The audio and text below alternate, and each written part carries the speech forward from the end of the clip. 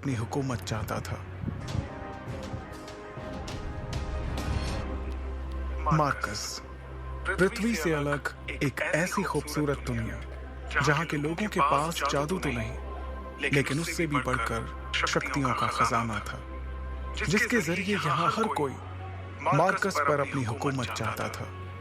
यहाँ जो सबसे शक्तिशाली होता था वो कानून बनाता था और कमजोरों को उस कानून को मानना पड़ता था। मार्कस के सबसे जाने माने साम्राज्यों में से एक था ओहान साम्राज्य, और ओहान साम्राज्य का एक बड़ा खास शहर था मेसोडोरिया शहर। मेसोडोरिया शहर के खुले से मैदान में आज सैकड़ों लोगों की भीड़ जमा थी। ये सभी शक्ति स्तंभ के जरिए अपनी अपनी शक्तियों के सितारों को परखना चाहते थे। इस स्तंभ पर 9 सितारे थे, जिन्हें पाकर ही आप शक्तियों के अगले रैंक पर जा सकते थे। ध्रुव 3 साल पहले शक्ति स्तंभ पर 9वें सितारे को पा चुका था, लेकिन अचानक उसकी शक्तियां तीसरे सितारे पर आकर गई, और तभी से ध्रुव वापस से 9वें सितारे को पाने के लिए मेहनत कर रहा था। अपनी इसी शक्ति के सितारे को परखने के लिए ध्रुव सैकड़ों लोगों की भीड़ में खड़े होकर अपनी बारी का इंतजार कर रहा था। अपने दोनों हाथों की मुट्ठी को बंद कर ध्रुव ने खुद को भरोसा दिलाते हुए कहा, इस साल मैंने जी तो मेहनत की है, इस बार मेरी शक्तियां जरूर 9वें सितारे तक फिर से पहुंचेंगी, जरूर पहुंचेंगी। आज मैं शून्य रैंक से आगे बढ़कर एकलव्य बन के रहूंगा। तभी एक घोषणा सभी के कानों में गूंजी, और अब अपनी शक्तियों को परखने वाले अगले शख्स का नाम है ध्रुव। जैसे ही ध्रुव का नाम पुकारा गया, वो लोगों की भीड़ से निकलकर बाहर आया और अपने कदमों को धीरे धीरे बढ़ाते हुए ऊंचाई पर रखे एक बड़े से पथरीले स्तंभ की ओर बढ़ने लगा, जिसका नाम था शक्ति स्तंभ। शक्ति स्तंभ के ठीक सामने पहुंचने के बाद ध्रुव के जहन में कई बातें चल रही थी। ध्रुव जब सिर्फ 4 साल का था, तब से उसने प्रैक्टिस करना शुरू कर दिया था, और 10 साल की उम्र तक तो वो 9वें सितारे तक पहुंच गया था। फिर 11 की उम्र में वो शून्य रैंक से एकलव्य रैंक पर आ गया था। शौर्य दल के 100 साल के इतिहास में ये पहली बार था जब एक 11 साल का बच्चा एकलव्य बन गया। लेकिन उसके बाद ऐसा कुछ हुआ कि अचानक से एकलव्य एक बार फिर से शून्य रैंक पर आ गया। यही सब सोचते हुए ध्रुव ने अपने दाहिने हाथ की हथेली को शक्ति स्तंभ पर रखने के लिए आगे बढ़ाया। फिर उसने आंखें बंद करते हुए अपनी हथेली को शक्ति स्तंभ पर बने शक्ति चक्र पर रखा। कुछ देर सन्नाटे के बाद ध्रुव के कानों में एक आवाज गूंजी, तीसरा सितारा, शक्ति और भी कम। इस बार भी ध्रुव का सबसे निराशाजनक प्रदर्शन। ये आवाज जैसे ही ध्रुव के कानों में पड़ी, उसके पैरों तले जमीन सरक गई। उसे अपने कानों पर यकीन नहीं हो रहा था। जैसे ही उसने अपनी आंखें खोली, शक्ति स्तंभ पर गड़े हुए 2 शब्दों तीसरा सितारा ने उसके सपनों को चकनाचूर कर दिया।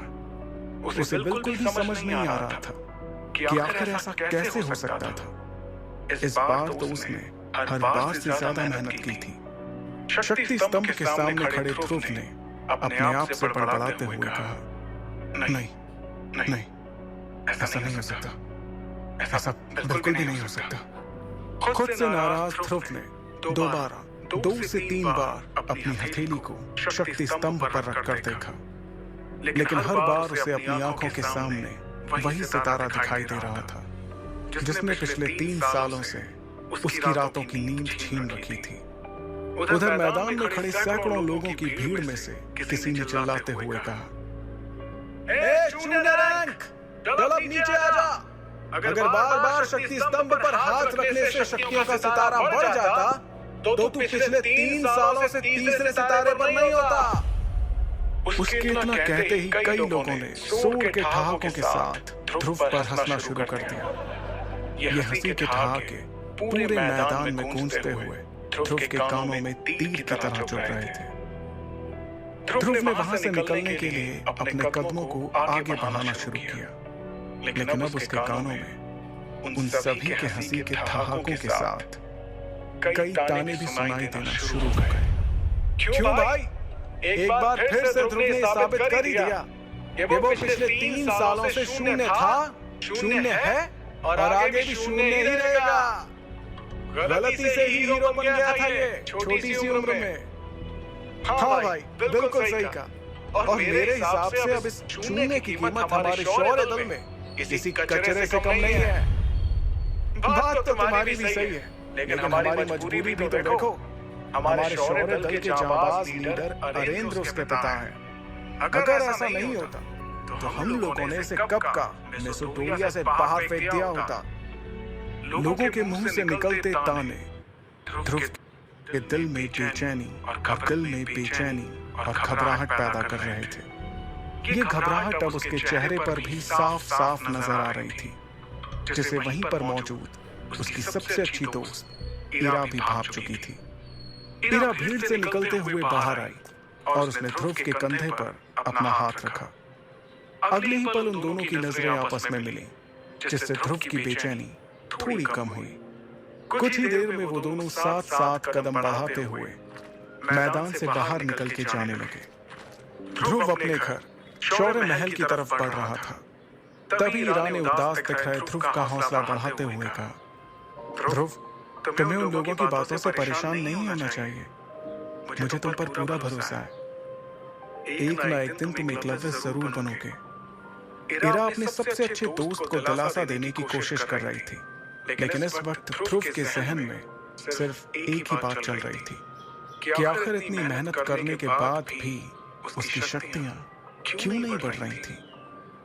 एक तरफ जहां ध्रुव की परेशानियां बढ़ती जा रही थी, तो दूसरी तरफ एक और परेशानी उसके घर की ओर कदम बढ़ा रही थी। लेकिन ध्रुव उस परेशानी से पूरी तरह बेखबर था। ध्रुव और इरा आखिरकार शौर्य महल पहुंच गए। शौर्य महल में ध्रुव के पिता अरेंद्र, जो कि शौर्य दल के लीडर भी थे, अपने दल के कुछ बुजुर्गों के साथ बैठकर किसी खास मुद्दे पर बातचीत कर रहे थे। लेकिन जैसे ही अरेंद्र की नजर अपने बेटे ध्रुव पर गई, उसके उदास चेहरे को देखकर उन्हें सब कुछ समझ आ गया। वो अपनी बातचीत को वहीं पर रोककर ध्रुव के पास गए। अरेंद्र ने अपने बेटे ध्रुव को सीने से लगाते हुए कहा, कोई बात नहीं ध्रुव, तुम मेरे बेटे हो, शौर्य दल के लीडर अरेंद्र के बेटे। अगली बार तुम्हें जरूर कामयाबी मिलेगी, हिम्मत मत हारना। इस वक्त शौर्य महल के दरबार में बैठे सभी लोगों की नजर ध्रुव पर ही थी। तभी अचानक एक लड़की नीले रंग के गाउन में अपने लंबे लंबे कदमों के साथ शौर्य महल के इस दरबार में दाखिल हुई। इस लड़की का नाम लारा जयान था। लारा के दादाजी ओहान साम्राज्य के शेर दिल सेनापति रह चुके थे और लारा अंबर दल की होने वाली लीडर थी। अंबर दल ओहान साम्राज्य के सबसे ताकतवर दलों में से एक था।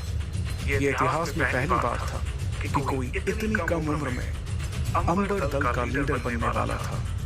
लारा को अपने सामने देखकर सभी लोगों के साथ अरेंद्र भी हैरानी में पड़ गए, क्योंकि सभी जानते थे कि ये कोई आम लड़की नहीं, बल्कि अंबर दल की होने वाली लीडर थी। लारा का अचानक इस तरह से महल में आना किसी को भी समझ नहीं आ रहा था। फिर भी उसे अपनी ओर आते देखकर शौर्य दल के प्रमुख अरेंद्र ने कहा, तुम्हारा स्वागत है लारा। ना कोई खत, ना कोई खबर, इस तरह से यूं अचानक, सब ठीक तो है? अरेंद्र के सवाल पर लारा ने अपने दाहिने हाथ से चुटकी बजाते हुए अपने बॉडीगार्ड्स की ओर इशारा किया। इशारा पाते ही वो सभी एक कदम आगे आए। वो बॉडीगार्ड्स एक बड़े से हरे रंग के बॉक्स को पकड़े हुए थे। बॉक्स की तरफ देखते हुए लारा ने अपनी तीखी और तेज आवाज में कहा,